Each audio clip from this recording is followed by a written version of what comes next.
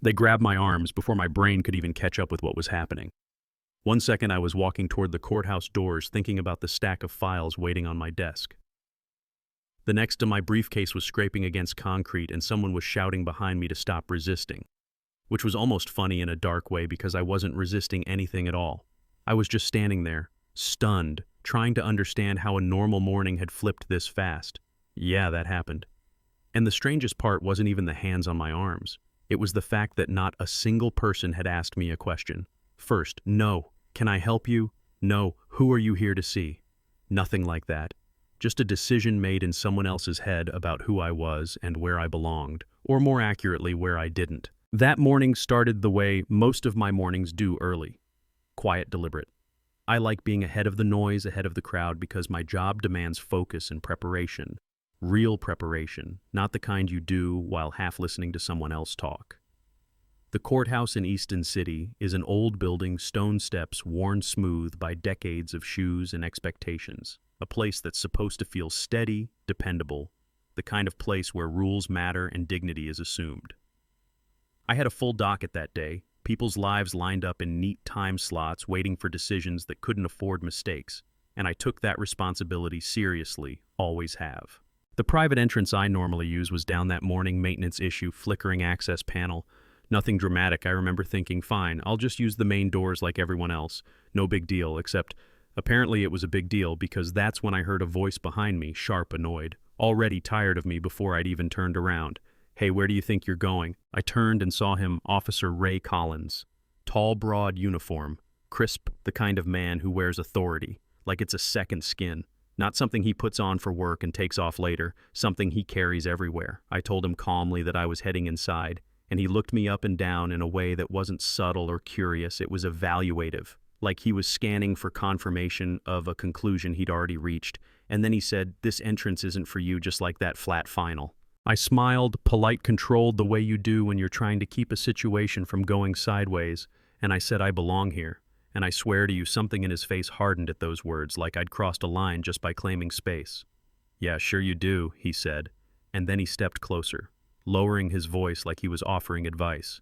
"This building is for professionals, not whatever hustle you're running." And there it was, that familiar burn in the chest, the one that tells you this isn't a misunderstanding, it's judgment, it's contempt, it's someone deciding they know your story better than you do, you know what I mean? I told him he was making a mistake. Not angry, not loud, just factual, and he laughed, sharp and dismissive, then whistled, and another officer showed up, younger eyes moving back and forth like he wasn't fully comfortable but wasn't about to question orders either. "Help me move her," Collins said. "She's causing a problem," and I remember thinking how easy that word is to use, problem, how it turns a person into an obstacle instead of a human being. They grabbed my arms, one on each side, firm, practiced. I didn't fight them, didn't yell, didn't give them the satisfaction of seeing me lose control. I focused on my breathing, on staying upright as my heels slid on the sound of my briefcase scraping across the ground, and I noticed phones lifting around us because people always start recording once things get ugly. Someone yelled, asking what was going on. No one answered, and as they dragged me away from the doors, I caught my reflection in the glass-tailored suit. Calm face, steady eyes. I looked exactly like someone who belonged there, and I realized that might be exactly what scared him. Later, sitting in that courtroom watching Officer Collins take the stand, you'd never guess he was the same man who dragged me across concrete. He sat straight, confident, relaxed, like someone who'd told this story before and been believed every time his lawyer walked him through his version of events. Restricted entrance, suspicious behavior, non-compliant, individual, minimal force.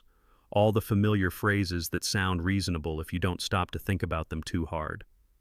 He talked about his 15 years on the job, about working night shifts, about not recognizing daytime personnel, about how people who belong don't hesitate or look around. And when he said he never makes assumptions based on appearance, that he only goes by behavior, I felt this strange calm settle over me because behavior is the easiest lie to unravel. When it was my turn to testify, the room shifted in that subtle way rooms do when people sense there's more coming. I talked about my routine. Why I arrive early, how my work requires quiet and preparation.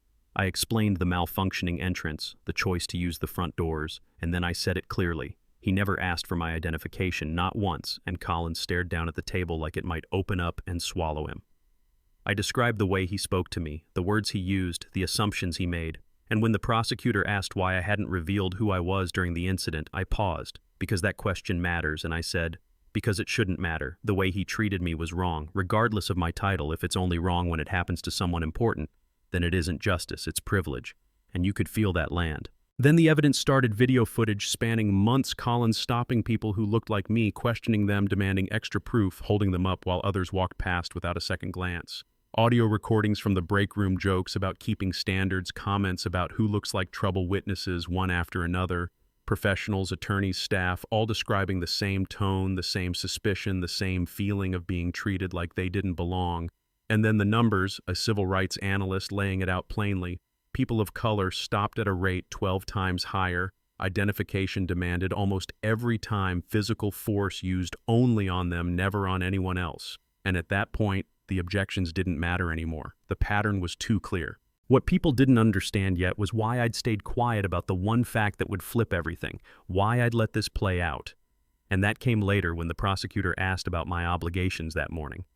I straightened, felt the air change, and said I was scheduled to preside over the 9:00 a.m. criminal docket, and the room froze for half a second before I finished. I was appointed to this courthouse 3 weeks ago. I am Judge Elena Morales, and if you've never felt a room collectively realize it's been wrong, it's something you don't forget.